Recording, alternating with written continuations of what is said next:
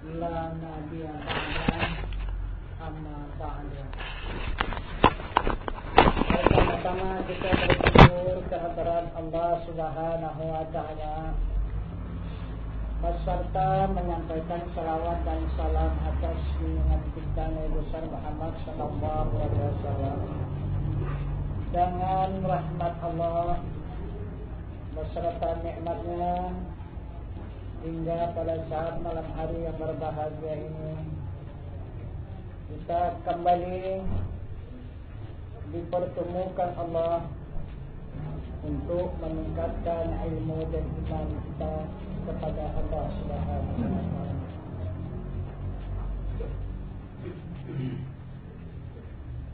Yang mana sabda junjungan kita Nabi besar Muhammad sallallahu alaihi wasallam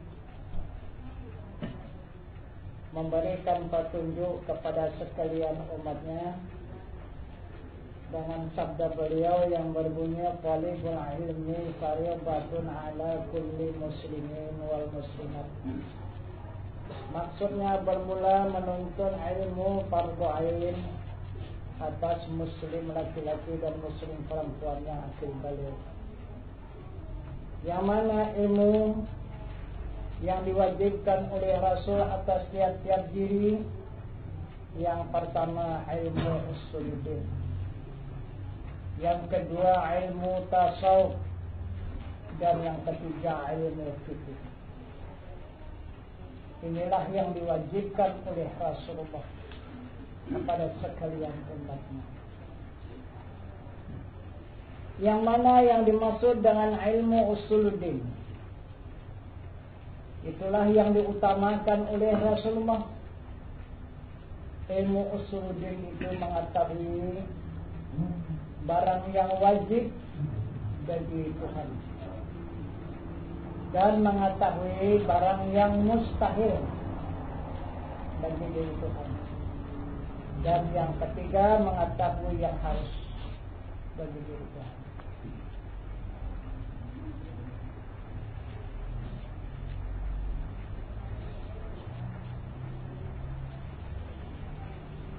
Yang mana yang ditunjukkan oleh Rasulullah yang wajib bagi diri Tuhan. Yang pertama dia wajib ada. Kedua dia wajib sedia. Kedua dia wajib kekal. Ketiga dia wajib bersalahan bagi segala yang baru.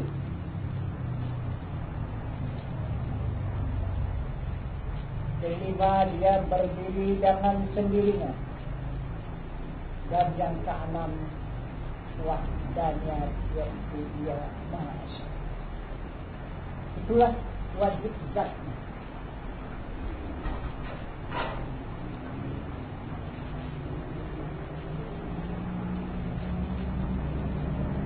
Jadi apabila kita tidak mengetahui wajib bagi zat Allah ini, maka senantiasa kita dosa. Karena yang wajib itu kita kerjakan, berpahala, dan jika kita tinggalkan berdosa.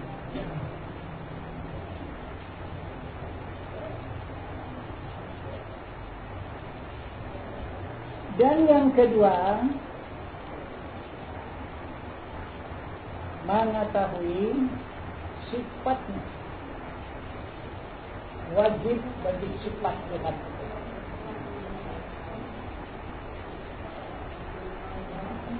Yang mana? Yang wajib bagi sifat Tuhan. Pertama, kudrat kuasa. Kedua, iradat berkehendak. Ketiga, ilmu mengetahui. Keempat, hayat artinya hidup. Kelima, sama artinya mendengar. Keenam, basar artinya melihat. Dan yang ketujuh, kalam artinya berkata-kata. Inilah wajib Jadi diri Tuhan mempunyai sifat yang tunduk ini. Ini yang wajib diketahui. Zatnya 6, sifatnya 7. Kemudian yang ketiga, mengetahui asmanya. Yang mana asmanya? Qadirun artinya yang kuasa, muridun artinya yang berkehendak, alimun artinya yang mengetahui, sami'un artinya yang mendengar, basirun artinya yang melihat, mutakalimun artinya yang berkata-kata. Itulah asmanya yang wajib diketahui.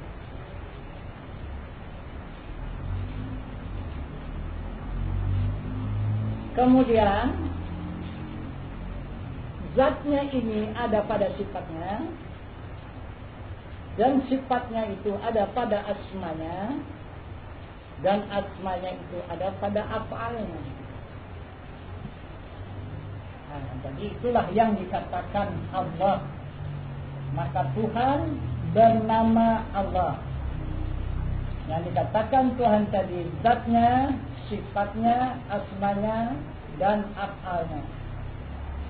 Maka itulah yang bernama Allah. Bukan Allah Tuhan ya.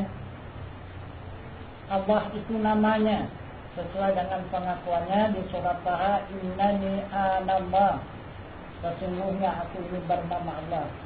La ilaha illa ana, tidak ada Tuhan yang lain, hanya aku. Fa'budni, sembah. Itu pengakuannya di surat Taha.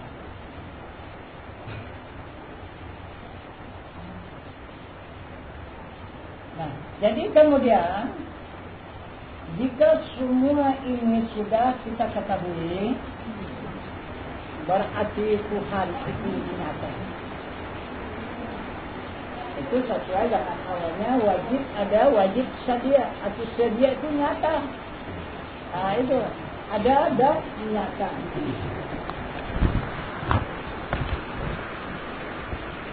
Di mana adanya dan di mana kenyataannya.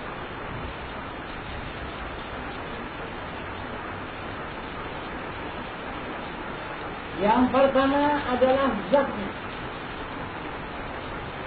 Itulah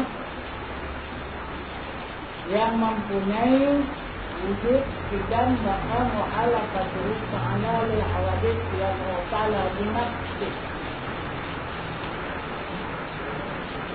Zat. Mana dia? Di mana kenyataannya? Adanya pada semesta alam. Wallahu muhaitun fil alamin. Adanya diri Allah itu muhit semesta alam. Jadi meratai dia di seluruh. Maka kemanapun kita pergi, tetap kita tidak tersisa sama sekali. Kemana saja kita? Dia tetap di sana dia berada.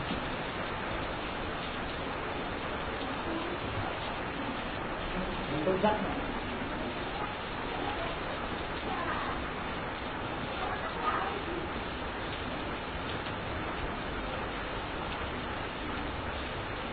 Kemudian adanya sifatnya. Mana?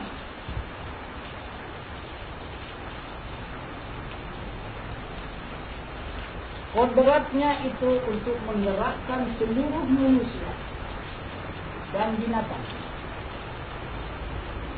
Tiap-tiap yang bergerak itu adalah daripada kudrat Allah. Yang kedua berkehendak, yaitu iradat Allah. Jika ada kehendak, itu adalah iradat Allah. Kemudian yang ketiga ilmu. Tiap-tiap mengetahui siapa saja, yaitu adalah ilmu.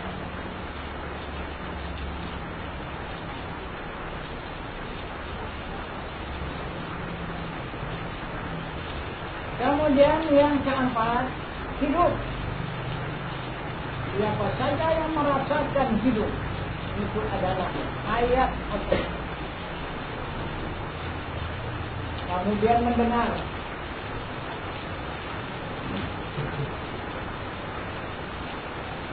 Jika ada pendengaran, itu tidak akan diragukan lagi, tidak akan disangsikan lagi. Itu sudah pasti, itu adalah sama. Kemudian melihat. Jika ada yang melihat, apa saja, itu tidak lain adalah sifat basar Allah. Kemudian yang berkata-kata, itu tidak lain hanya kalam Allah. Jadi yang berkata-kata pada lidah itu kalam Allah. Yang melihat pada mata itu sifat basar Allah. Yang mendengar pada telinga itu adalah sama Allah. Yang mengetahui yaitu ilmu Allah. Yang hidup itu hayat Allah. Yang berkehendak itu iradah Allah. Dan yang berkuasa atau yang bergerak itu adalah kudrat Allah. Jadi zatnya, sifatnya tidak nyata.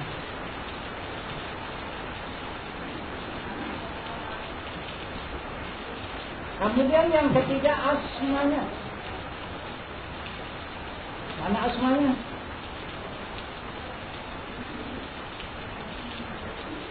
Asmanya itulah hati bagi manusia.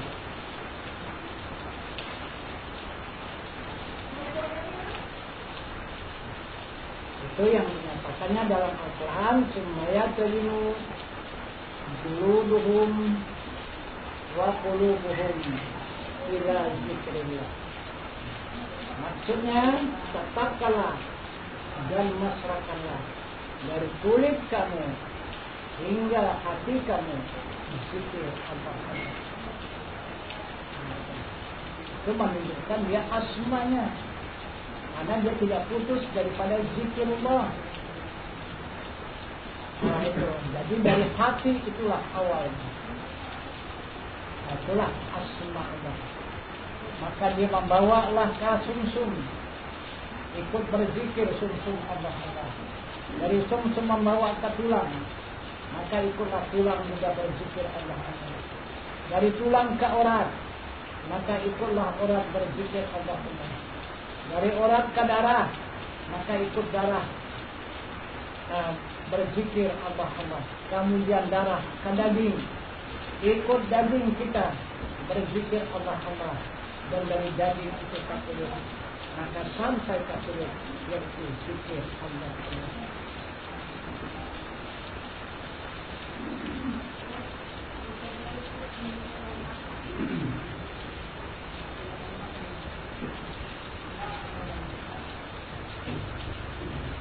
Kemudian yang keempat,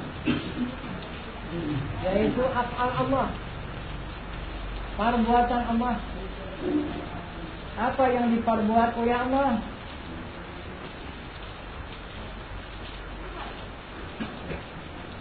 Allahul ladzi khalaqas samawati wal arda wa ma bainahuma.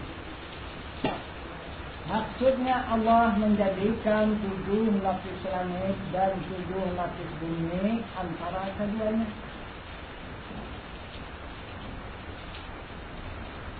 Mana dia? Itulah bumi dan langit. Inilah perbuatannya.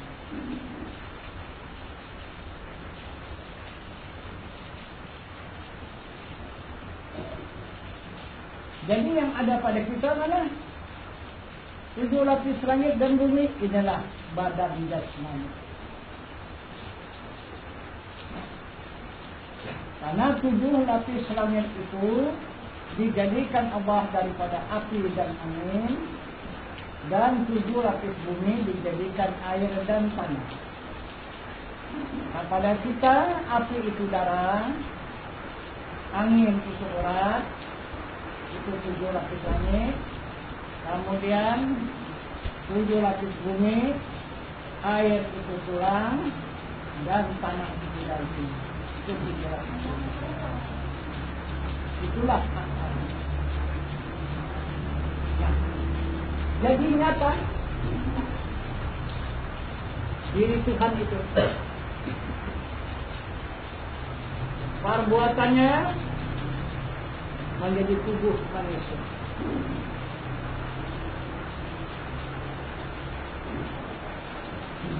Asmanya menjadi hati manusia. Sifatnya menjadi nyawa ataupun jiwa bagi diri manusia. Zatnya yang hidup itulah rahasia diri manusia.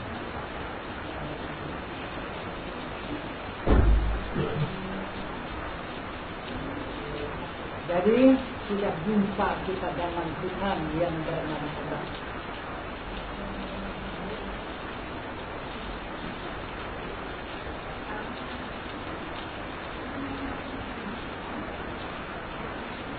Jika sudah kita berjumpa dengan Tuhan yang bernama Allah, maka lepaslah kita daripada jahiliyah.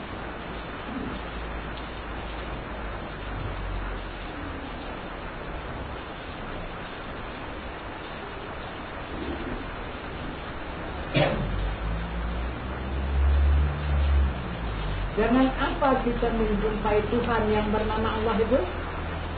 Jangan ilmu. Nah, pertama dengan ilmu yang diwajibkan oleh Nabi kita Muhammad SAW. Maka setiap diri muslim laki-laki dan muslim perempuan yang asli tadi, maka lepaslah daripada jahiliyah.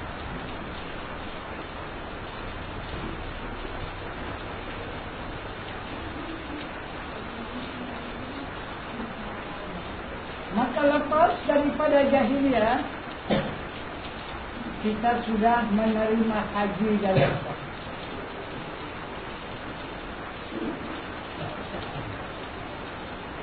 Allah akan menghajikan diri hambanya jika hambanya itu mengetahui Tuhan. Karena kalau dibawa di rukun haji, mengetahui af'al Allah ini adalah ihram. Kemudian tawaf di Baitullah itu adalah asma. Sa'i, Safa dan Marwah. Di dalam perjalanan ilmu ini adalah sifatnya ataupun wajahnya. Kemudian wukuf di padang Arafah itu adalah zatnya biasa.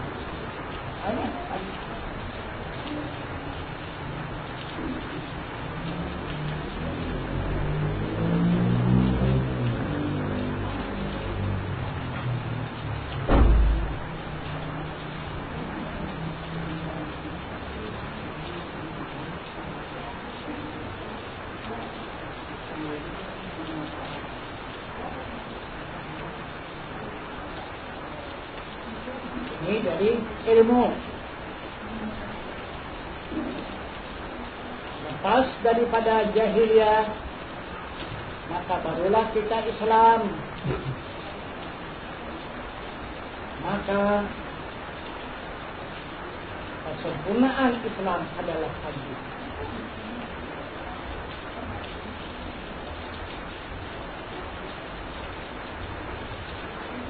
Yang kedua,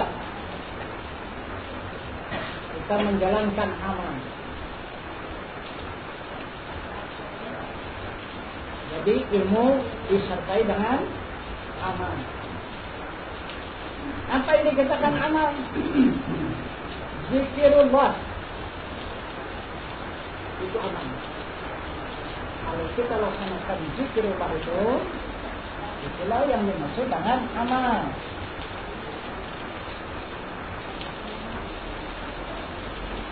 Kalau di dalam perjalanan pengajian sekarang ini itu tarekat. Itu orang yang beramal, orang yang bertarekat.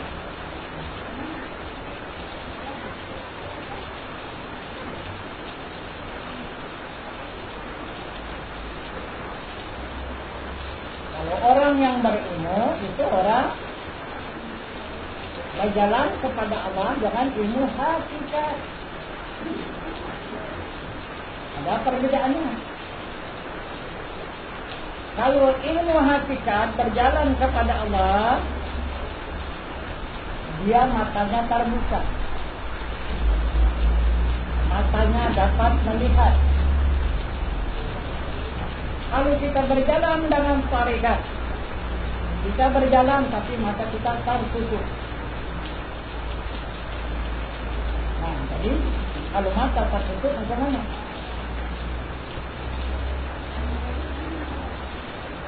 Jadi belum kita dapat memastikan buruk dan baik apa yang terjumpai.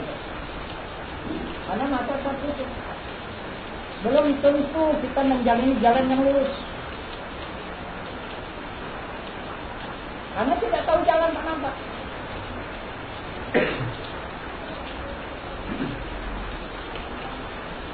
Bertarekat.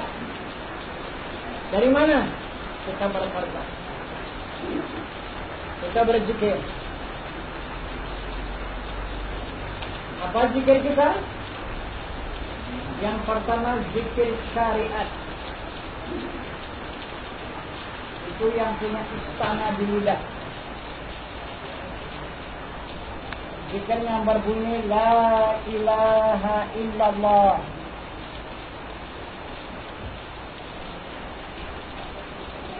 La itu apa isinya? La itu isinya wujud hidam baka muhalafatuhu ta'ala lil hawadith yang muhtala binafsih. Itu isi la. Ilaha apa isinya? Sama basar kalam, sami'un basirun mutakallimun. Illa apa isinya? Qudrat, iradat, ilmu, hayat. Allah. Apa isinya? Qadirun, muridun, alimun, hayun, wahdaniyah. Itu yang kita zikirkan. La ilaha illallah.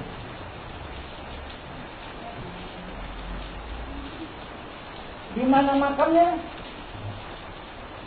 Di mana tempatnya? La itu di kepala nafas. Ilaha itu di otak. Illa di bahu kanan. Dan Allah di dada kiri. Itu kalbu. Maka kita pandang dan kita rasakan waktu kita menjalankan zikir La ilaha illallah. Kita dari mulai pinggang ke bawah tidak punya lagi. Kemudian bersambung kepada ilaha, dari pinggang ke kepala sudah tidak ada lagi. Kemudian melimpah ke ilah, ke bahu kanan, tidak ada bahu kanan lagi. Yang ada adalah ilah. Kemudian dia tembus ke dada kiri, yaitu Allah. Maka tidak ada dada kita lagi. Jadi kita tidak punya diri lagi. Yang ada hanya La ilaha illallah. Itu yang ada. Itu yang kita pandang dan itu yang kita rasakan. Itu maka fanalah badan jasmani kita. Itu dikatakan fana fillah. Jadi fana dia kembali kepada Allah.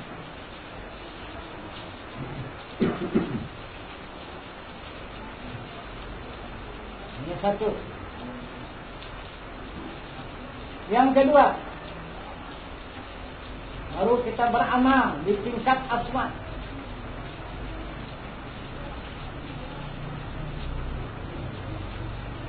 Apa amal kita di tingkat asma? Yaitu zikir Allah, zikir ismu zat, bukan nafi isbat. Yang di jasmani tadi nafi isbat, ini ismu zat yang ada pada hati. Nah, jadi sesuai dengan petunjuk Allah tadi, tetapkanlah, masyarakanlah zikir Allah itu dari hati, sumsum, dari sumsum, ke tulang, dari tulang ke urat, dari urat ke darah, dari darah ke daging, dari daging ke kulit. Maka kita tidak ada lagi, yang ada hanya zikir Allah. Kulit kita tidak ada, daging kita tidak ada. Itu darah kita tidak ada, urat kita tidak ada lagi, tulang kita tidak ada, sumsum kita tidak ada, dan hati kita pun tidak ada lagi. Yang hanya zikrullah, Allah, Allah, Allah, Allah, Allah, Allah, Allah. 11.000 itu satu hari satu malam.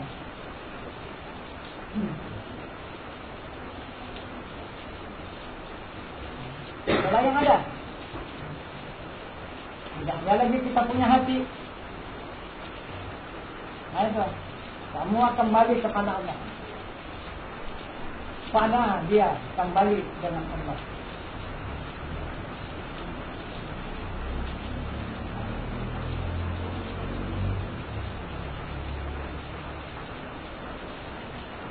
Jadi kalaulah memang dapat kita mendudukkan zikirullah itu, maka barulah amal kita itu sempurna. Barulah disenangi oleh Allah amal kita itu. Kalau tidak, dimurkai Allah kita beramal. Kenapa? Karena kita mesti dengan setan. Ayo. Kalau ada rasa hati kita, masuklah dia setan itu. Ada rasa sumsum kita, masuk dia. Ada rasa tulang kita, masuk dia. Ada rasa urat kita, masuk. Habis semua. Seluruh tubuh dimasuki oleh setan dan itu. Macam mana amal kita menerima Allah? Amal kita kotor, tidak suci. Karena dipenuhi oleh setan dan iblis yang dimurkai oleh Allah.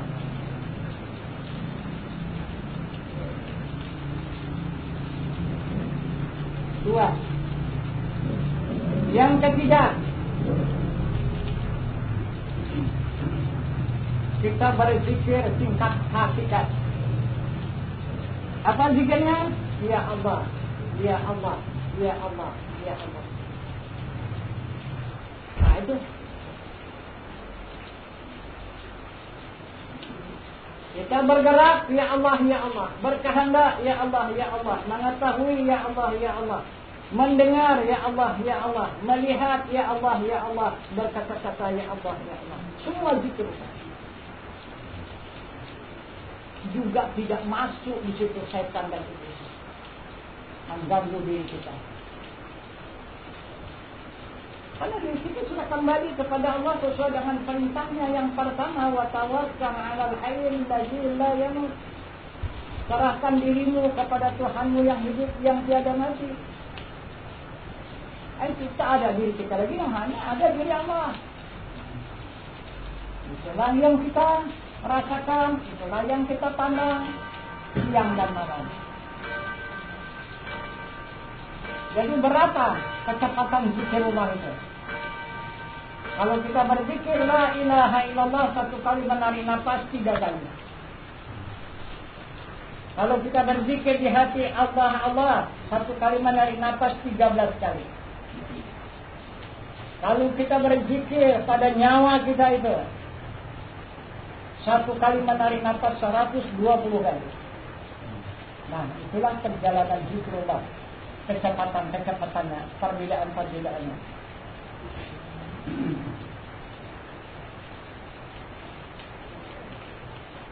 Kemudian yang keempat, baru kita berzikir lagi. Kemana? Apa zikirnya? Yahu. kita sudah berada di hakikat Allah Subhanahu. Maka zikirnya bertukar dengan Yahu. Di mana istana Yahu itu di napas. Jadi ikut napas dia turun naik, turun naik, turun naik. Napas itu jadi ikut itu dia Yahu itu. Kalau dihitung bilangannya, berapa satu kali menarik nafas? Zikir Yahu itu tidak terbilang. Dia kecepatannya seperti air yang mengalir. Tidak bisa dihitung berapa titiknya. Itu zikir Yahu yang ada pada nafas. Nah, udah tembus. Itu. Dari mulai af'al kita berzikir la ilaha illallah. Tembus kita asma kepada asma, kita berzikir Allah Allah. Tembus kita kasih sifat, kita berzikir ya Allah ya Allah. Tembus kita kepada zat, kita berzikir Yahu Yahu. Nah, Islamlah amal kita tidak lagi tersentuh oleh jahiliyah. Tidak ada di situ bercampur dengan amal jahiliyah. Sama-sama Islam. Itu. Nah, maka hajilah amal kita dihajikan Allah.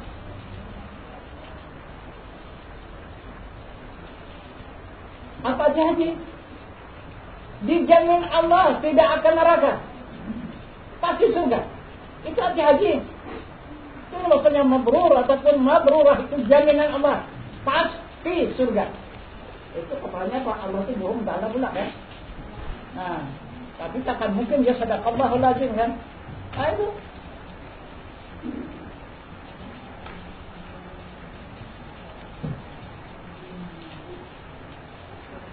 Kita bukan lagi yakin, bahkan hakul yakin apa yang dikatakan Allah itu adalah pasti.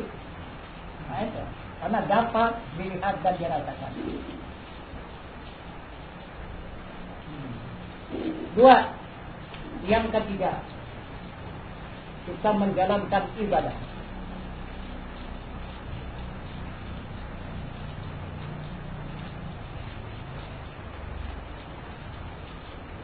Jadi ibadah apa?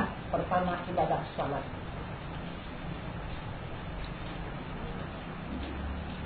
Jadi di waktu kita menjalankan ibadah salat itu kemana? As-salatu mi'rajul mu'minin. Salat mi'raj bagi orang yang beriman. Nah, jadi arti mi'raj itu menghadap Tuhannya. Benarkah salat kita menghadap Tuhan? Nah, atau membelakang Tuhan? Karena Allah meminta kepada hambanya menegakkan salat itu, fa'budni, sembah aku, wa aqimis salata li dzikri. Tegakkan salat, ingat aku. Minta Allah.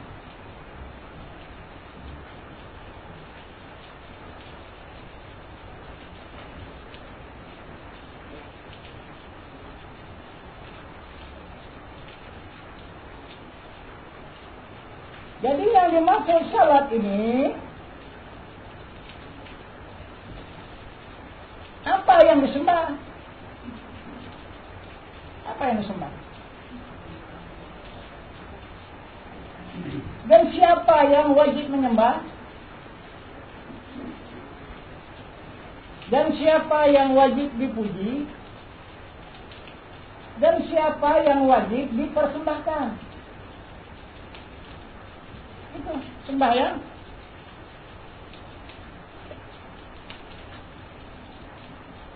Yang minta sembah adalah zatnya yang maha suci. Ini yang mengaku innani anallah. Itu yang meminta fa'budni, sembah aku. Nah, tapi menyembahnya wa aqimis salata li dzikri. Tegakkan salat, ingat. Itu kata zat. Jadi sudah jelas yang disembah itu adalah zatnya yang berada muhit di semesta alam.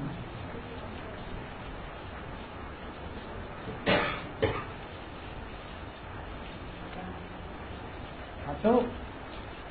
Yang kedua yang menyembah itu adalah sifatnya, kekasihnya yang suruhnya nyembah, bukan hambanya.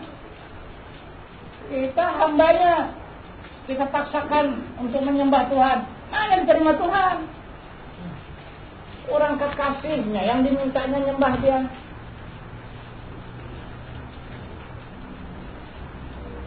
Supaya senang zat itu menghadap kepada wajahnya, kepada sifatnya, kepada kekasihnya itu.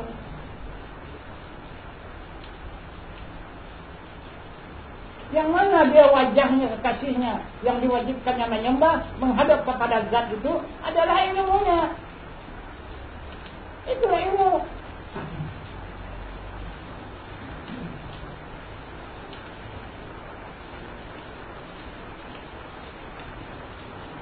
Kemudian ilmu itu disertai dengan kalam, membacalah kalam. Kalam itu didengarkan oleh sama, benar dengan tidaknya. Kemudian baru bergerak untuk melakukan berdiri, ruku, sujud dan duduk. Disertai dengan iradat dan diawasi oleh sifat basar. Itu salat.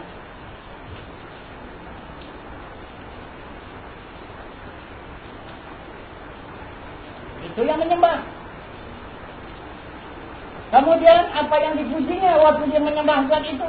Dipujinya namanya. Allahu Akbar, dia memuji nama. Namanya dipujinya untuk menghadap kepada zatnya. Itu yang dikatakan puji kadim bagi kadim. Jadi Tuhan memuji dirinya sendiri. Itulah Allahu Akbar.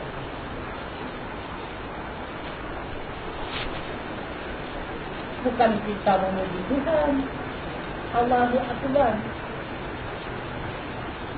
Kemudian yang keempat, baru satu diri kita itu yang dipersembahkan. Yang dipersembahkan oleh sifat tadi. Karena sifat itu yang punya kekuasaan dan punya kehendak dan punya ilmu. Itu yang mempersembahkan. Maka tadi perbuatan itu kekayaan 7 lapis langit dan 7 lapis bumi terhimpun kepada api, angin, air dan tanah. Itu maka didirikannya api itu. Itu untuk dipersembahkannya kepada zat. Dijalankannya angin merata, itu untuk dipersembahkan kepada zat. Dijalankannya air menurun saja, itu sujud, itu dipersembahkan kepada zatnya. Kemudian tanah itu hanya duduk saja, itulah dipersembahkan kepada zatnya. Itulah hamba yang dipersembahkan. Berdiri, rukuk, sujud dan duduk. Dan ini sudah jelas. Yang dipersembahkan adalah afalnya, perbuatannya, ataupun kemalatnya dan kekayaannya. Itu yang dipersembahkan.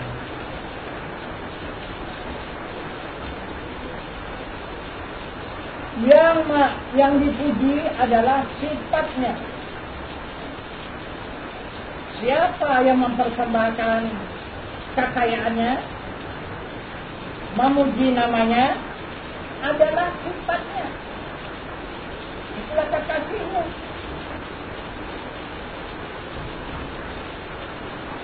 Kemudian baru yang dihadap dan disembah itu adalah zatnya yang muhit semesta alam, yang memberikan kenikmatan seluruh alam. Wallahu muhitun bil alamin. Adanya diri Allah itu muhit semesta alam. Maka tidak ada lagi yang lain selain daripada diri Tuhan itu. Maka dikatakannya lagi di dalam Al-Quran, la mawjudun illallah. Tidak ada yang ada, seluruh yang ada itu adalah wujud Allah. Ini kata Al-Quran. Jadi sudah jelas. Maka ibadah kita diterima Allah dengan suci, lepas daripada jahiliyah. Ibadah salat kita sedikit pun tidak ada bercampur dengan jahiliyah. Maka Islam sajati akan mendapatkan Islam yang sempurna, akan diberikan oleh Allah pahala ibadah haji. Nah,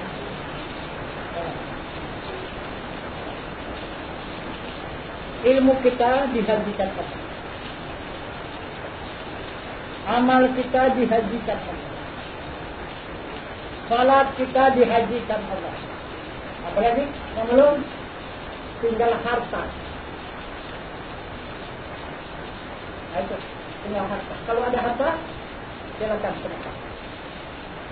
Tapi kalau tidak menghajikan yang ini, kosong yang sedekah itu. Walaupun 10 kali kerjakanlah.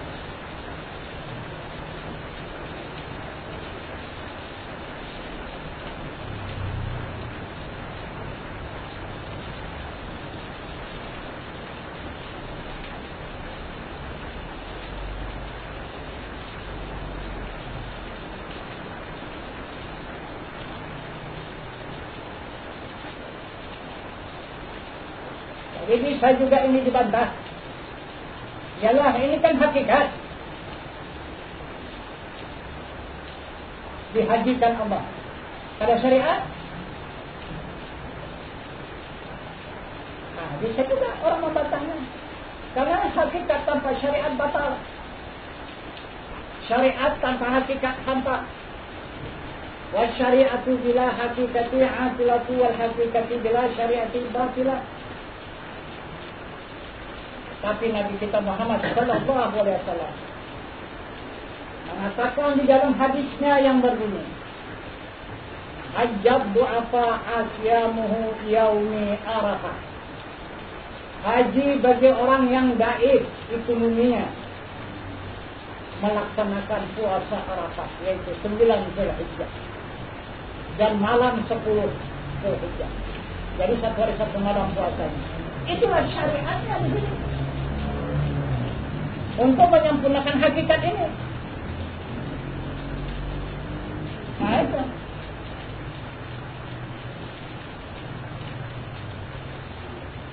Itu yang sebenarnya hakikat korban. Arti korban tak ada diri kita lagi. Di dalam ilmu tidak ada diri kita, di dalam amal tidak ada diri kita, di dalam ibadah tidak ada diri kita lagi. Ini kita akan korban. Sudah dikembalikan kepada Allah Subhanahu wa taala.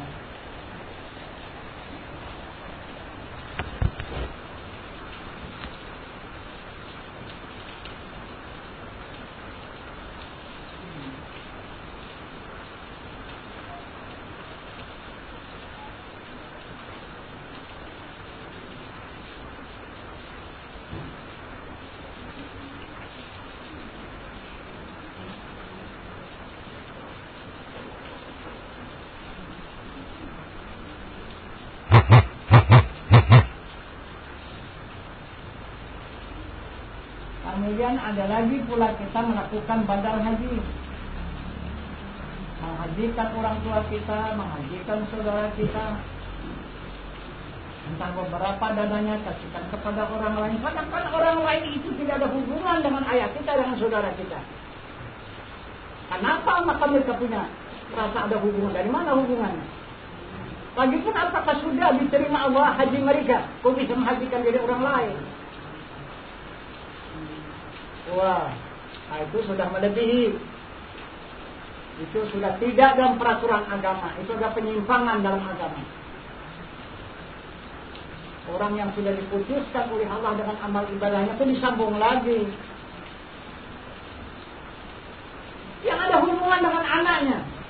memang ada hubungan. Orang yang sudah kembali di sisi Allah ada hubungan dengan anaknya. Anaknya itu yang bisa melakukan.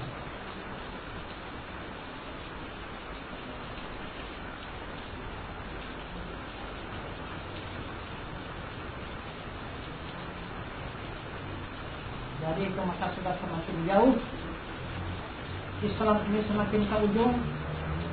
Sudah banyak ulama-ulama ini mengadakan penipuan terhadap kepada umat Islam.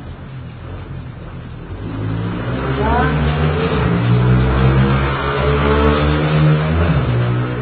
benar-benarlah kita meneliti ilmu ini supaya kita tidak tertipu oleh siapapun, oleh syaitan, oleh iblis, oleh manusia yang tidak bertanggung jawab.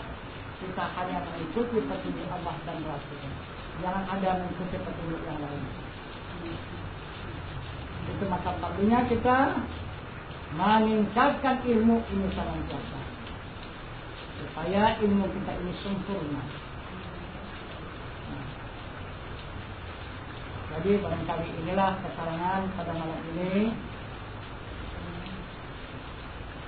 untuk meningkatkan ilmu dan iman kita kepada Allah, atau yang disebut dengan pengajian pada malam hari yang berbahagia ini.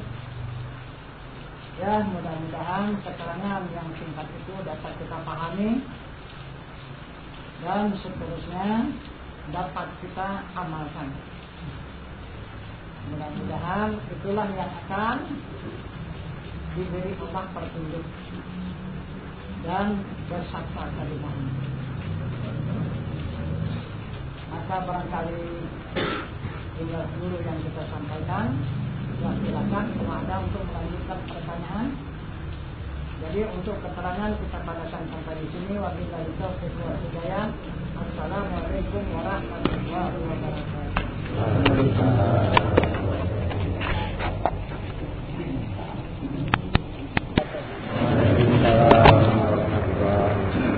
Bismillahirrahmanirrahim. Alhamdulillahilladzi arsalahu bil huda wa dinil haq liyudhhirahu 'ala ad-dini kullihi wa kafa billahi shahida. Asyhadu an la ilaha illallah wahdahu la syarika lah wa asyhadu anna Muhammadan 'abduhu wa rasuluhu la nabiyya ba'dahu. Pertama-tama kita bersyukur kehadirat Allah Subhanahu wa taala beserta memohon salawat dan salam dengan rahmat Allah beserta nikmatnya hingga pada malam hari yang berbahagia ini kita melaksanakan perintah Allah dan melaksanakan sunnah Rasulullah dan beserta petunjuk Rasulullah. Jadi bertiga ini perintah Allah, petunjuk Rasulullah, beserta sunnah. Ini akidah Allah. Yang mana perintah Allah? Bismillahirrahmanirrahim. Wa tawakkal 'alal hayyil ladzi la yamut. Itu perintah kepada seluruh hambanya. Maka di dalam Al-Quran, surat Al-Furqan 58. Jadi Allah memerintahkan seluruh hambanya untuk menyerahkan diri kepada Allah. Apa maksud Allah? Supaya hamba itu jangan melawan Allah, jangan menandingi Allah. Jadi apabila kita tidak mau menyerahkan diri kepada Tuhan yang hidup yang tiada mati, berarti kita menandingi adanya Tuhan. Jadi kita mengimbangi adanya Tuhan, sedangkan Tuhan itu qiyamuhu ta'ala binafsi. Dia berdiri dengan sendirinya, jangan ada yang lain mengawalinya. Nah itu maka apabila kita menentang, mengawali Allah, mengimbangi Allah, itu dikatakan dosa musyrikin, itu dikatakan syirik hati. Tidak ada putusnya dosa siang dan malam. Dibuat sunat pun tidak bisa. Kalau sebelum kita meninggalkan syirik, Tidak lagi kita melawan Allah, betul-betul kita serahkan diri kita kepada Allah sesuai dengan pengakuan Allah, wa ma khalaqtul jinna wal insa illa liya'budun. Tidak aku jadikan jin ataupun manusia hanya mengabdi kepadaku, tapi mengabdi yang betul-betul tunduk kepada Allah Subhanahu wa Ta'ala yang tidak terpisah dan tidak melupakan Allah. Itu yang dimaksud Allah memerintahkan hambanya supaya hamba itu menyerahkan diri kepada Tuhan, supaya Allah memaafkan sekalian dosa. Karena yang dimaksud dengan dosa, kata Rasulullah di dalam sabdanya, wujuduka zambun la qiyasa lahu li ghairi. Bermula wujudmu itu dosa, tiada kias baginya dan baginya. Itu kata Rasulullah. Yang mana saja yang kita akui ada, diri kita itu dosa lagi. Nah, mengaku ada dosa, mengaku berkuasa dosa, mengaku berkehendak dosa, mengaku mengetahui dosa, merasa hidup dosa, mengakui mendengar dosa, mengakui melihat dosa, dan mengakui berkata-kata dosa. Kalau tidak mau mengembalikan kepada Allah, ini dikembalikan. Nah, itu yang dimaksud oleh Allah, serahkan dirimu kepada Tuhan yang hidup yang tiada. Karena hamba itu, kata Al-Quran, tidak ada daya dan upaya. Lemah, da'i, kata, hina, itulah hamba. Kenapa maka kita bisa bergerak? Karena disertai oleh Allah. Kalau tidak kita disertai oleh Allah, tidak akan bisa bergerak. Ini masalahnya. Karena di dalam Al-Quran itu, la haula wa la quwwata illa billahil azim. Kemudian hadis Rasul lagi menyatakan, memperkuat keterangan Allah ini dengan hadisnya yang berbunyi la tasrakun zarratin illa bi'iznillah. Tidak ada yang bergerak walau sebesar zarah kecuali izin Allah. Itu kata sabda Rasul. Nah, jadi kita semasa kita beserta Allah inilah kita mengenal diri Allah itu. Kalau sudah kita ditinggalkan Allah, mau apa? Tak bisa kita apa-apa lagi enggak. Banyak contoh tauladan yang sudah kita tuntun, yang kita saksikan. Saudara-saudara kita, orang-orang tua kita yang sudah ditinggalkan Allah. Apa ada? Tak ada apa-apa. Cobalah kita saksikan. Lidah tidak bercakap, mata tak melihat, kuping tak mendengar, kepala tidak berilmu, badan tidak hidup, nafsu tidak berkehendak, tulang tidak bertenaga. Tinggal hanya setelan tangan saja. Apa yang tidak itu? Bekas. Bekas siapa? Bekas Allah. Nah itu. Jadi yang tidak bekasnya apa ini? Minha khalaqnakum wa fiha nu'idukum. Itu kata Allah. Ini yang dijadikan Allah daripada tanah dan akan dikembalikan ke tanah. Nah itu. Jadi yang dari Allah, inna lillahi wa inna ilaihi raji'un. Yang datang dari Allah kembali kepada Allah. Nah, jadi semasa kita disertai Allah, di sinilah saat kita mengenal. Maka ulama mempertunjukkan dan memperkenalkan di mana adanya Allah. Kata ulama, jauh tiada antara dekat tiada bersih. Cukup lekat Allah. Nah, kemudian Rasulullah lagi mengatakan la tahzan innallaha ma'ana. Jangan kamu takut, jangan kamu bermentak, Allah itu bersama kita. Sama saja kita akan disertai oleh Allah. Kalau tidak kita tak tinggi. Sekarang pun tak bisa. Kalau tidak disertai oleh Allah. Nah, juga Al-Quran mengatakan wa huwa ma'akum aina ma kuntum.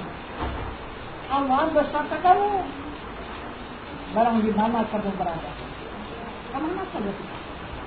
ke bumi, ke langit, ke udara, ke lautan, ke daratan, kemana saja tetap disertai dengan hadis. Ini Al-Quran. Kemudian hadis kudusi, itu cakap-cakap Allah.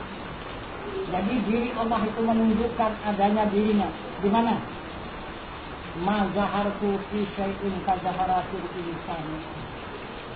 Tiada jua nyata pada suatu seperti nyata pada diri manusia.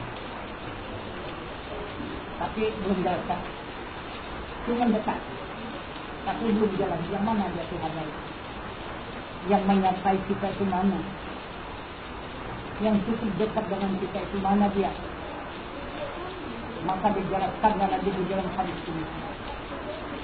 Maka kata Tuhan, la insanu sirri mafatinuhu wa mufarriquhu. Aku adalah rahasia diri manusia. Itu kata Allah.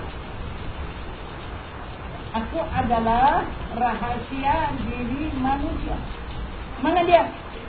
Mendiamkan dia dan menggerakkan dia. Nah, mana? Nyata dia. Tunjukkannya langsung. Itu kudusi.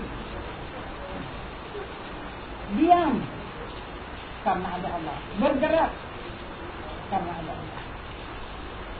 Nah, itu. Jadi awalnya untuk mengenal kepada Allah ini penyerahan diri. Karena ini persyaratan awal. Penyerahan diri ini yang dilakukan oleh Allah kepada hambanya karena para rasul yang ketujuh. Siapa rasul yang ketujuh? Yaitu Nabi Ibrahim alaihissalam.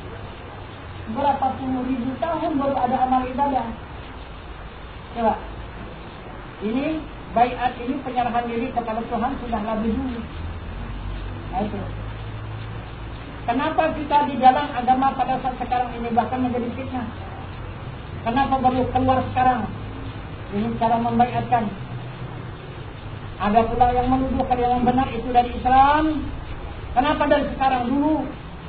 Kita sudah lama juga hidup belum pernah mendengar ada baiat-baiat dalam agama ini. Itu orang tidur di dunia ini. Itulah nampaknya orang tidur. Tak pernah baca Al-Quran.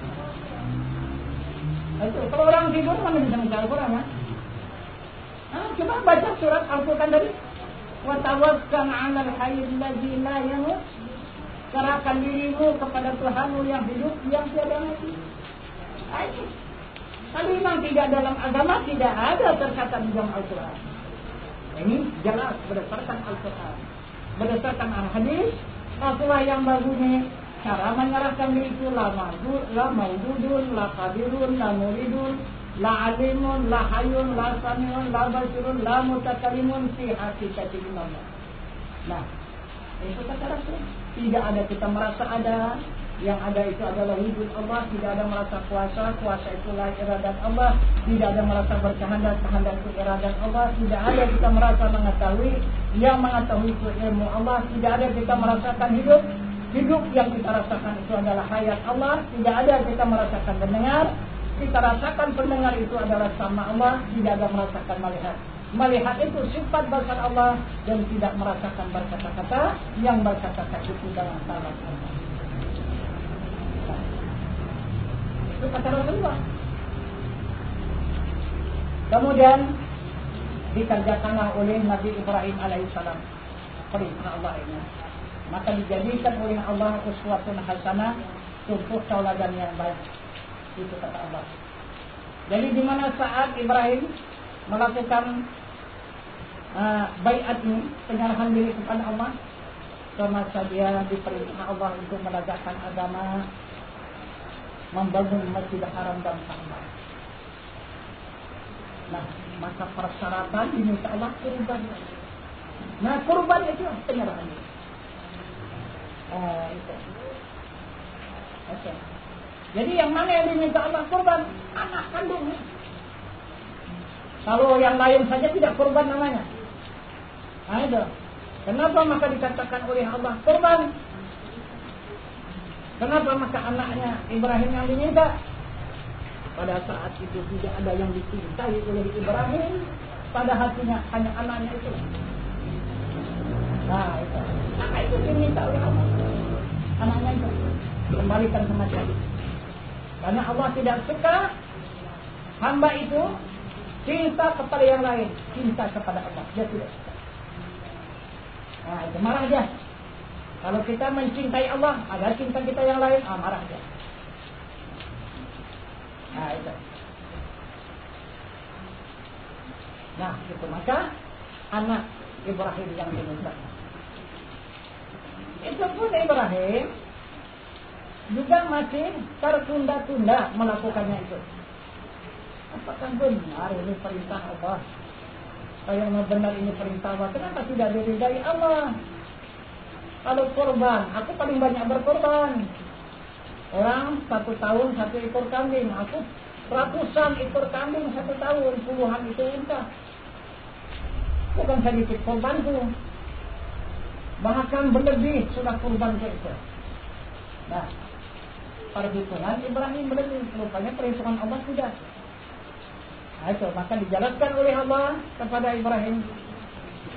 Ara'aital ladzi yukadzibu bid-din. Tahukah kamu orang yang mendustakan agama? Fadzalikal ladzi yad'u yatim. Bagi mereka yang tidak menyantuni anak yatim.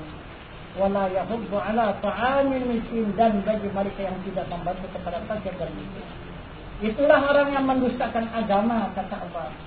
Itulah kurbanmu yang kamu korbankan yang begitu banyak. Itulah aku jadikan dan aku salurkan menjadi santunan anak yatim dan bantuan kepada fakir dan miskin supaya kamu tidak mendustakan agama. Itu kata Allah. Selamat harta bandamu sudah kembali ke situ. Tapi sayang, kata Allah, hartamu selamat, dirimu, keluargamu tidak selamat. Untuk apa? Untuk apa kau menyelamatkan harta bendamu, dirimu, keluargamu tidak selamat? Tidak ada artinya. Itu kata Allah. Maka dijelaskan lagi oleh Allah, ya ayyuhallazina amanu qu anfusakum wa ahlikum nar. Wahai orang yang beriman, selamatkan diri kamu dan ahli keluarga kamu daripada api neraka. Itu yang dimaksud oleh Allah. Barulah kita terima pengorbanan harta itu.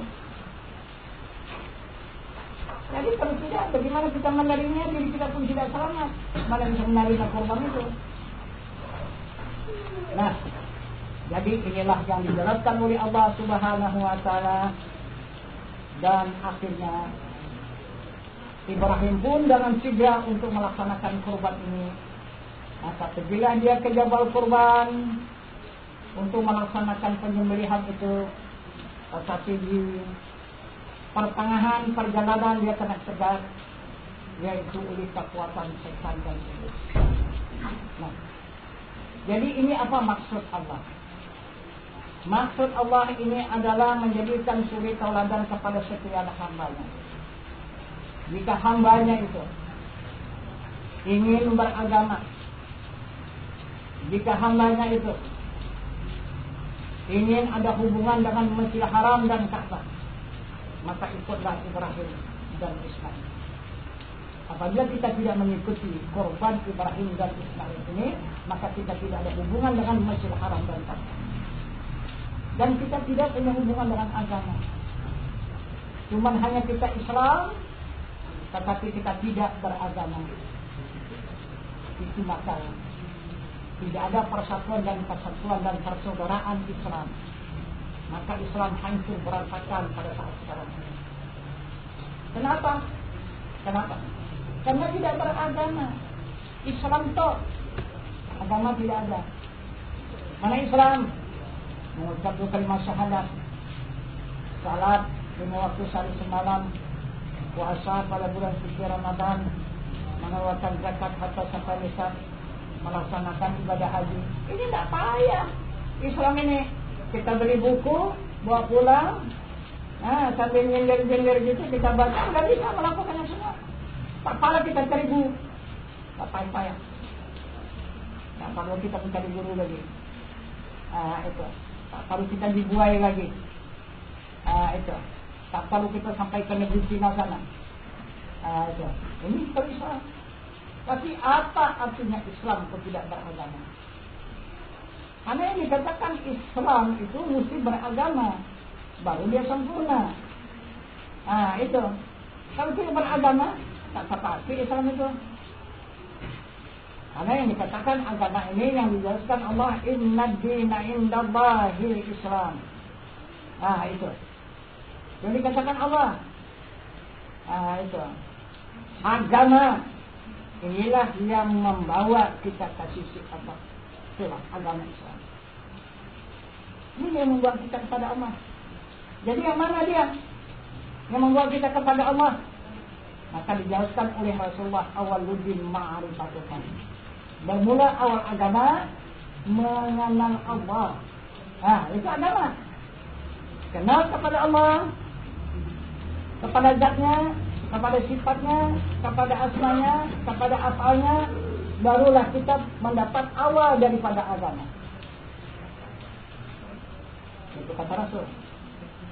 Nah, jadi kemudian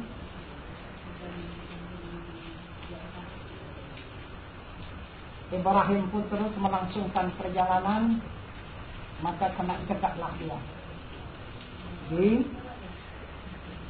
Zumrah.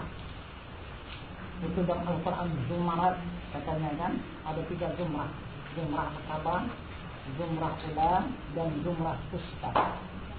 Itulah kekuatan setan dan iblis. Itu yang dilimpah orang-orang yang melakukan ibadah haji. Itu. Tapi belum tentu tercampak itu. Kalau dalam pelaksanaan ibadah haji itu. Kecuali kalau sudah kita punya ilmu, baru bisa tercampak dia.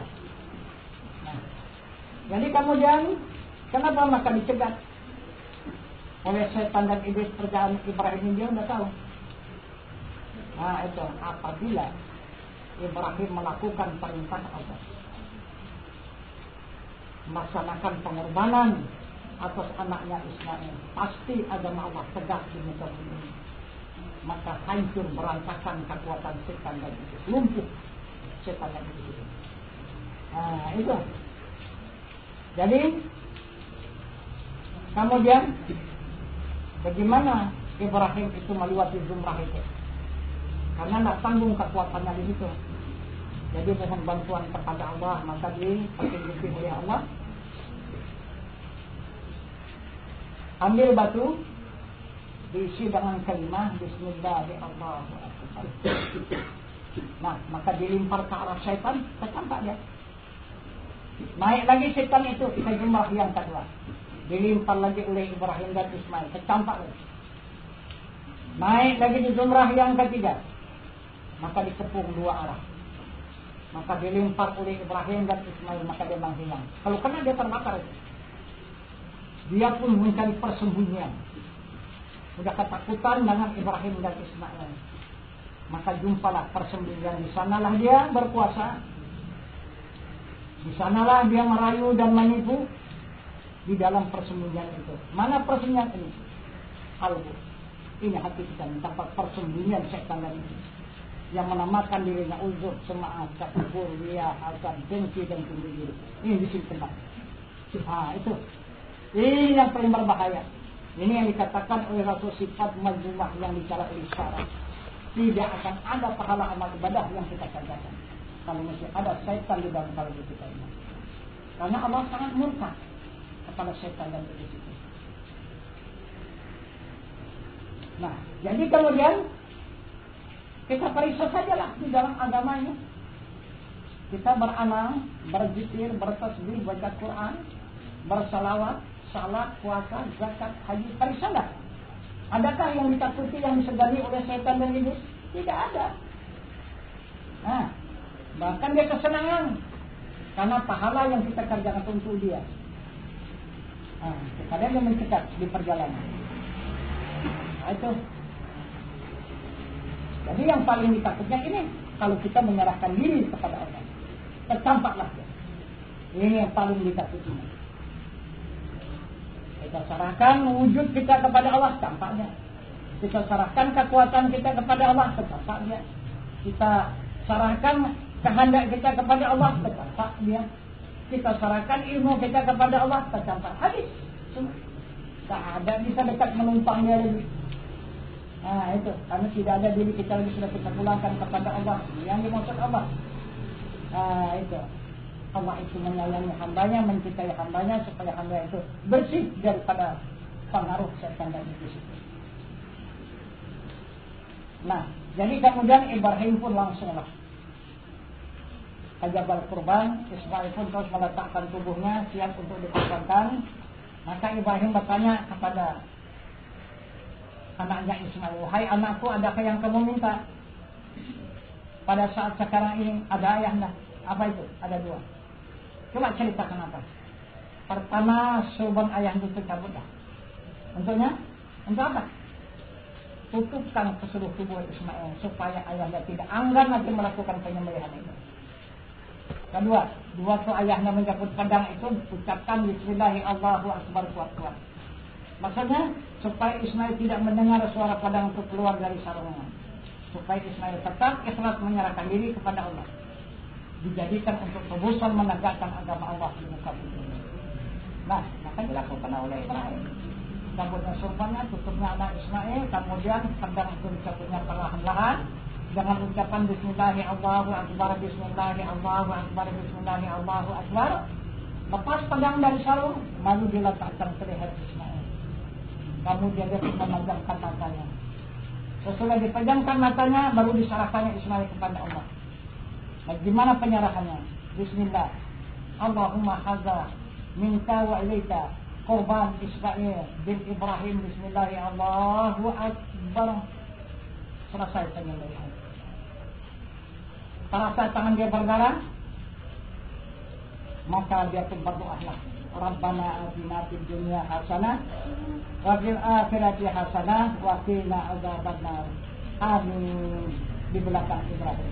Terkejut Ibrahim, siapa yang mengaminkan? Anakku sudah kusembelih. Tidak ada orang yang lain menyaksikan, hanya aku dengan anakku.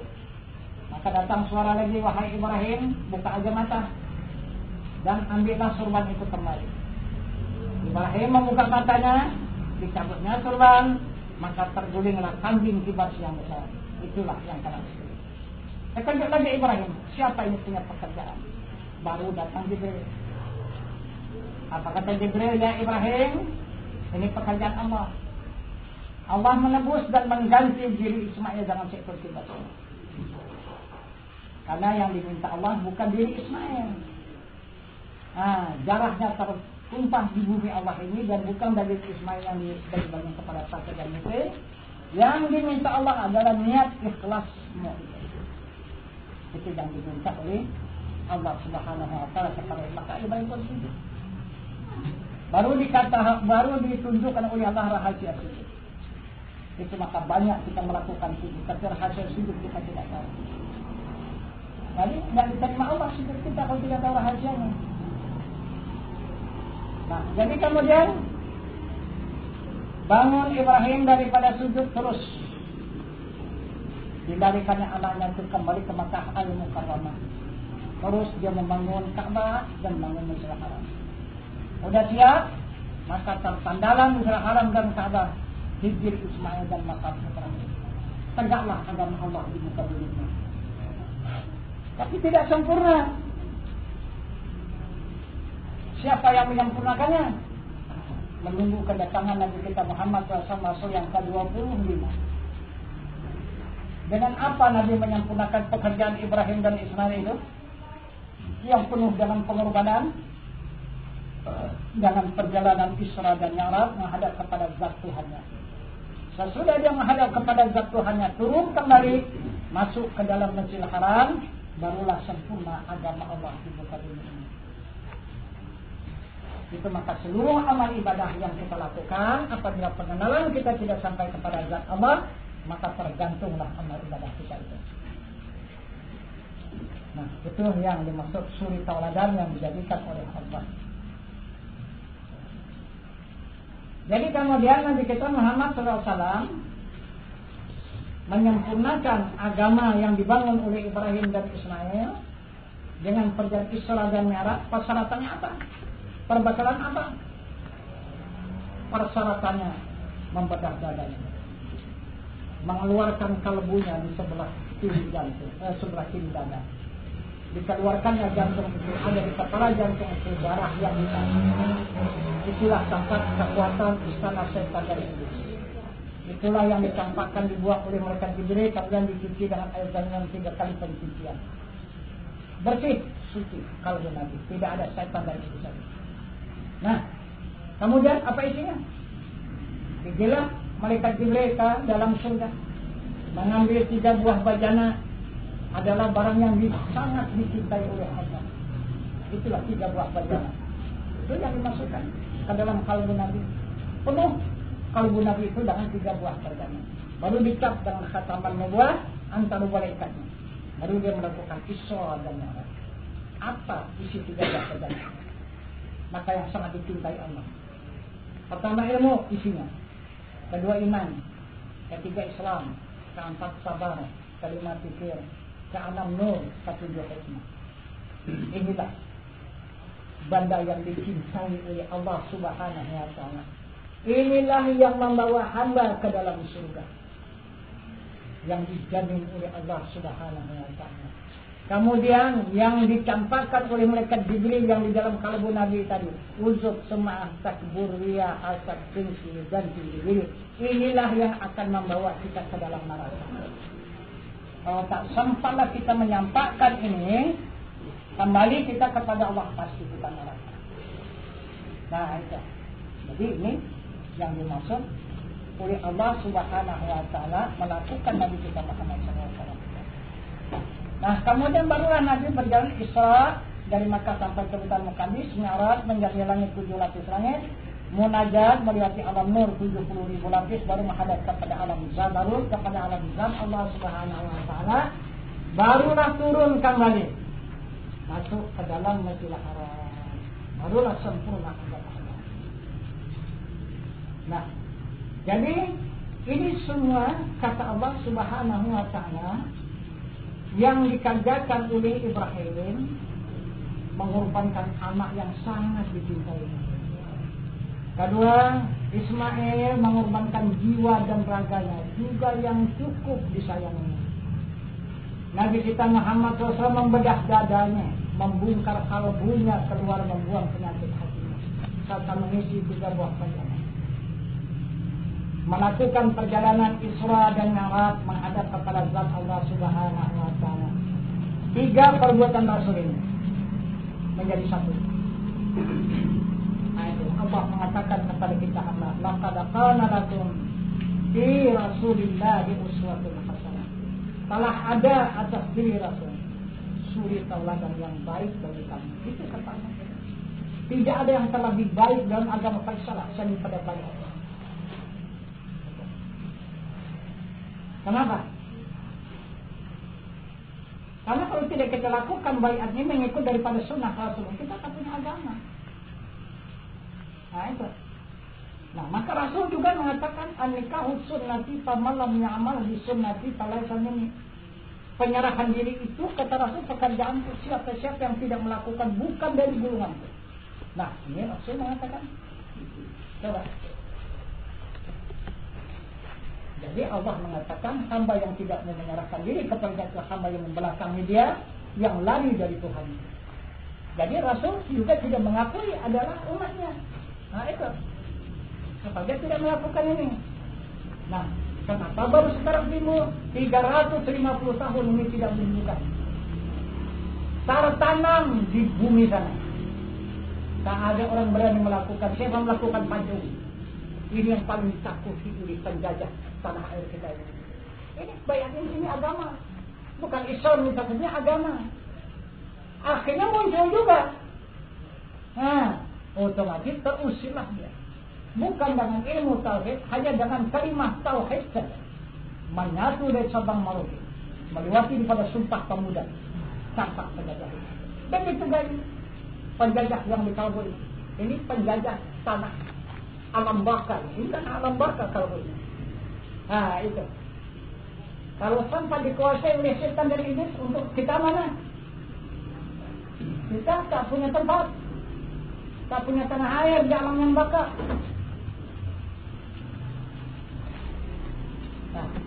Itulah yang dicontohkan oleh Allah Subhanahu wa taala kepada kita hamba. Kemudian Allah menjanjikan kepada hambanya yang menyerahkan diri kepadanya, yang disebut dengan pelaksanaan baiat ini. Ada 6 perkara. Itu perhatikan itu. Pertama, kata Allah, aku berikan agama. Nah, akan diberikan nanti agama itu. Agama itu iman, Islam, tauhid dan ma'rifat. Itu akan diberikan. Nah, kepada hamba yang sudah menyerahkan diri kepadanya.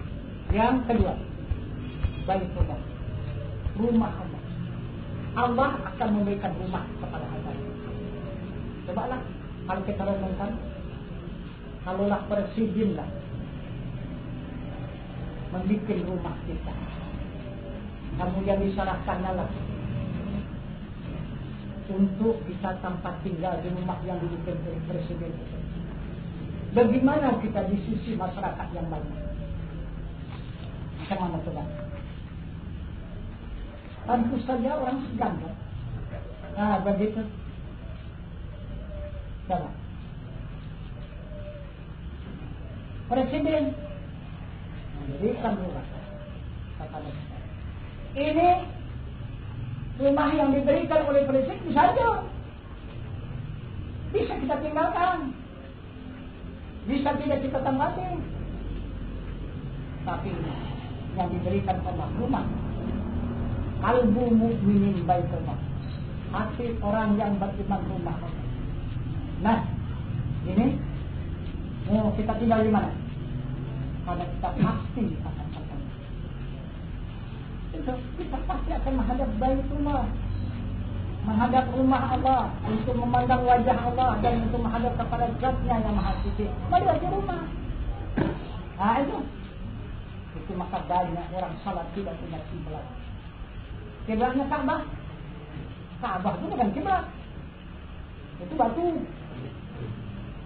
Itu suruh padangan Lata dan Uzza itu berhala itu. Bukan itu. Jadi dikatakan kiblat adalah Baitullah. Kita tawaf itu di Baitullah. Nah, itu. Kemudian yang ketiga, Allah berikan fitrah. Apa fitrah? Kembali kepada asal diri kita yang suci. Disucikan oleh Allah kembali itu daripada sekalian dosa. Karena kita menyerahkan diri kepada Allah, diterima oleh Allah, maka sucilah diri kita daripada sekalian dosa. Karena kita tidak menguasai, tidak mengakui diri kita ini. Hanya yang kita akui adalah Allah dan Rasul. Maka disarankan oleh Allah untuk membuainya kepada Rasul. Maka sesudah kita serahkan diri kita, maka Allah akan menyerahkan kepada Rasul. Rasul nanti yang akan mengasuh kita dan membuai kita. Sesuai dengan sabdanya, "Utulubul ilma minal mahdi ilal lahdi", tuntut ilmu dari buayan hingga kalian lahir. Karena pelaksanaan baiat ini pelaksanaan tubat nasuh. Ini yang dimaksud Allah dalam Al-Quran. Ya ayyuhalladzina amanu tubu ilallahi taubatan nasuha. Nah, jadi ini yang dimaksud oleh Allah tubat nasuha, yang dapat mensucikan diri daripada sekalian dosa. Jadi jika sudah kita dapat melakukan, menyentuh, mentauladani perbuatan nasuha untuk tobat, mensucikan diri pada sekalian dosa, maka terlepas kita daripada dimurkai oleh Allah. Kalau tidak, kita tetap dimurkai oleh Allah siang dan malam. Karena dosa melulu yang tidak kita sadari, bukan hanya dosa perbuatan, dosa melawan Tuhan yang paling parah. Nah itu. Jadi kalau sudah kita serahkan diri kita, sucilah kita daripada sekalian dosa, maka Allah mengakui, Allahumma ja'alni minat tawwabin wa ja'alni minal mutatahhirin. Allah sangat mencintai kepada hambanya yang tobat dan kepada hambanya yang mensucikan diri daripada sekalian dosa. Nah ini dikatakan tobat nasuha. Keempat, Allah berikan syafaat Rasul. Maka kita jaga syafaat Rasul tiga perkara: mu'alliman, muta'alliman, mustami'an. Mengajar, belajar dan mendengar. Kemudian baru yang kelima, diberikan Allah keridaan. Keridaan itu yang sangat susah mendapatkannya itu. Karena keridaan itu penerimaan waktu kita pulang nanti. Jadi apapun yang kita hasilkan di dunia ini, pulang kita tidak diterima, tak ada hasilnya. Nah, itu. Jadi kita yang sangat diutamakan bagaimana supaya dapat diterima kalau kita menghadap kembali. Itu maksud dengan faridah. Keenam, Allah berikan ibadah haji. Ini 6 perkara yang dijanjikan oleh Allah Subhanahu wa taala terhadap kepada hamba-Nya yang berbaik. Nah, jadi barangkali ini saja keterangan singkat. Kemudian pelaksanaan baiatnya, sebelum kita serahkan diri kita kepada Allah, kita membaca salawat 3 kali berturut-turut. Hati kita mohon kepada Allah minta disucikan kita. Ya wali dan jika sesudah takbir, barulah kita puasa. Apa arti puasa? Menahan nafsu. Tidak ada nafsu di situ. Nah, itu yang dikatakan puasa. Sesudah puasa menyusul zakat. Zakat apa? Zakat diri. Maka timbullah penyerahan diri, doa iftitah yang berbunyi inna sholati wa nusuki wa mahyaya wa mamati lillahi rabbil alamin. Salatku, ibadahku, hidupku dan matiku hanya milik Allah, Tuhan semesta alam. Nah, maka kita dikatakan oleh Rasul mautu qabla an tamutu. Matikan diri kamu dahulu daripada mati kamu. Disitulah saat kita merasakan mati. Nah, jadi mati kemana? Inna lillahi wa inna ilaihi raji'un. Datang daripada Allah, kembali kepada Allah. Maka diterima Allah. Diri kita tidak ada punya diri lagi, yang ada hanya Allah, minallah, billah, lillah. Daripada Allah kepada Allah, bagi Allah. Maka Allah menunjukkan dirinya, menunjukkan kebesarannya. Maka berdiri Allahu Akbar, Allah Maha Besar, rukuk Allahu Akbar, Allah Maha Besar, sujud Allahu Akbar, Allah Maha Besar, duduk Allahu Akbar, dan menunjukkan Allah yang Maha Besar. Sama-sama salat itu adalah Allah yang Maha Besar. Nah, itu zakat. Kemudian haji baru menghadap kiblat. Kiblat itu Baitullah. Nah, nanti baru jumpa lagi Baitullah itu.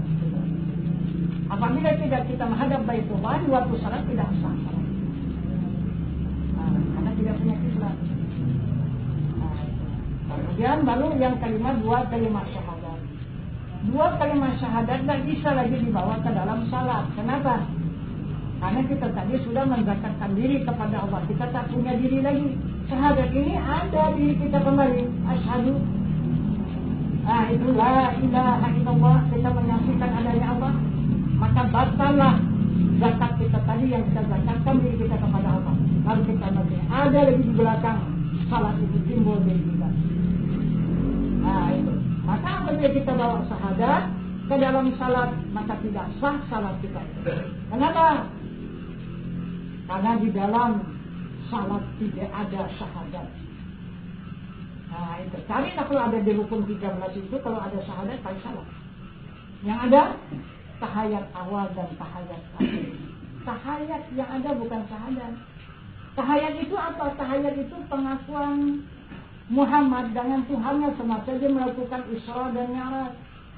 Karena salat ini kata Rasul, as-salatu mi'rajul mu'minin. Salat mi'raj orang yang beriman. Jadi yang melakukan mi'raj itu hanya Muhammad kepada Tuhannya. Menghadap Tuhan ke hadirat Tuhannya Muhammad itu, maka dia mengaku asyhadu an la ilaha illallah. Maka disahut oleh Tuhannya, hu Muhammad Rasulullah. Itu tahayat. Nah, itu maka dia tidak putus tahayat itu. Asyhadu an la ilaha illallah Muhammad Rasulullah. Itu tahayat. Suruh badan takbir, Allahu Akbar namanya. Nah, itu maka turun saksi ini dari Jamali namanya ini. Ini menyaksikan kalimah Allah, di sini kalimahhu dan di sini kalimah Muhammad. Maka tidak bercara dia. Nah, itu maka inilah petunjuk ataupun keterangan untuk saksi nafi dan isbat adanya Allah dengan Muhammad. Maka dia waktu kita bertahayat itu sampai kepada kalimah asyhadu an la ilaha illallah, ini menyaksikan jadi sini Muhammad Rasulullah. Bertahayat. Barulah dikatakan salat itu tiang agama. Itu. Jadi kemudian apa isi salat? Isi salat juga sembah dan sujud. Itu. Di mana itu sembah? Itulah takbiratul ihram. Itulah kata Allah, fa'budni, sembah atau bagaimana nyembah Tuhan itu? Wa aqimis salata lidzikri. Tegakkan salat, ingat aku. Tapi banyak salat kita ingat kepada dunia. Ingat kepada yang dijadikan, bukan mengingat kepada yang menjadikan. Nah, maka akan berbahayalah salat kita kalau tidak bisa kita berpaling, karena Allah sudah mengingatkan. Kullu syai'in khalikun ila wajhah. Sesuatu itu rusak lagi binasa, inilah dunia yang kita ingat. Bagaimana supaya tidak rusak tidak binasa? Kembalikan ingatan kepada wajahnya yang laisa kamitslihi syai'un dan kepada zatnya yang maha suci. Barulah selamat diri kita dan selamatlah salat kita. Itulah takbir. Jadi kemudian kedua sujud itu kemana? Sujud itu sudah ditentukan oleh Allah. Wa in qulna lil malaikati isjudu li adama fasajadu illa iblis aba wastakbara wa kana minal kafirin. Itu kata Allah. Jadi Allah memerintahkan sujud kepada Adam. Jadi yang kamu sujud, yang anggar kamu sujud itu iblis. Atau yang takbur juga tidak mau sujud, itulah orang-orang kafir. Aba wastakbara wa kana minal kafirin. Nah itu. Jadi bagaimana supaya kita terlepas daripada iblis, terlepas daripada orang kafir? Bagaimana kita? Kemana kita sujud? Kemana mencari Adam itu? Di mana itu Adam? Dan siapa itu Adam? Maka dijelaskan oleh Allah. Wa idh qala rabbuka lil malaikati inni ja'ilun fil ardi khalifah. Wahai malaikat, ambil segenggam tanah, aku menjadikan khalifah. Jadi Adam itu tanah. Itu kata Allah, di mana tanah? Ada panah jumpa tanah? Nah, itu maka kita bisa menjadi sombong. Karena tanah itu senantiasa kita dudui di bawah kita dan senantiasa kita pijak waktu kita berdiri dan kita jalani kemana kita berjalan. Nah, dia di bawah. Coba, bahkan selalu kita buang kotoran ke sana. Akan najis kita menengok dia. Padahal dia mensucikan daripada sekalian najis. Itu dialah diri yang suci, mensucikan sekalian yang tidak suci. Maka disuruh oleh Allah kita perintah sujud ke sana supaya mengenal dia, supaya tahu siapa dia yang sebenarnya. Inilah ibu kita yang sebenarnya, yang mengasuh kita siang dan malam tidak pernah lalai, memberikan makanan, minuman dan pakaian, kekuatan, kesehatan dan keberkatan. Nah, kita berasal daripada kandungan ibu dari sana. Nanti akan pulang ke mana? Ke kandungan ibu, nanti ke sana. Itu. Jadi apabila kita sudah benar sujud kita ke sana, maka hilanglah segala sifat sombong, angkuh, terkebun dan sebagainya. Itu. Karena itulah Adam. Itu. Jadi tanah yang terhampar dari timur ke barat, itulah diri Adam yang sebenarnya. Karena sudah diambil dari segenggam tanah itu, dijadikan berbentuk seperti kita ini manusia. 900 tahun lamanya sudah berjalan keturunan Dur tasalsul jadi menjadikan, maka Adam dikembalikan kepada asalnya oleh Allah. Minha khalaqnakum wa fiha nu'idukum. Karena dijadikan Allah daripada tanah dan dipulangkan ke tanah, maka terhampar. Nah, mengasuh anak itu. Jadi sekarang Adam ini siapa? Adam ini Baitullah. Baru kita diberikan Allah ibadah haji. Itu karena kita sudah jumpa dengan Baitullah. Ini rumah Allah. Nah itu bukan Ka'bah itu rumah Allah. Kasar kita itu. Kalau menuduh Ka'bah itu Baitullah, yang terhampar ini. Ini Baitullah. Ini rumah Allah. Nah, wajah Allah yang laisa kamitslihi syai'un ada dalam rumahnya. Nah, ini akan kita selidiki ke depan. Dan zatnya yang maha suci yang wajib disembah juga ada di dalam rumahnya. Nah, jadi kita sudah sampai ke rumah Allah. Hanya tinggal 2 saja lagi untuk menjumpai wajah Allah dan zat Allah. Nah, jadi rumahnya sudah kita jumpai. Nah, jadi bahkan kita sudah diberikan oleh Allah ibadah haji. Siapa yang berjumpa dengan rumah? Nah, itu. Jadi barangkali inilah dulu keterangan kita pada malam ini untuk baiat ini panjang. Maka akan nanti kita lanjutkan dalam pengajian ataupun dalam ijazah. Itu jeruk nanti sampai di rumah ataupun besok. Yang kita ambil air di mangkuk, diperas, minumlah sedikit, baca salawat 1 kali. Kemudian diperas lagi, kemudian baru dimandikan, dijadikan sabun untuk mandi. Gitu. Jadi niatnya mandi tubat nasuha. Sahaja aku mandi tubat nasuha karena Allah. Itu mandikan juga itu. Jadi barangkali ini sajalah dulu keterangan singkat mengenai baiat. Kita akhiri wabillahi taufiq wal hidayah. Assalamualaikum warahmatullahi wabarakatuh.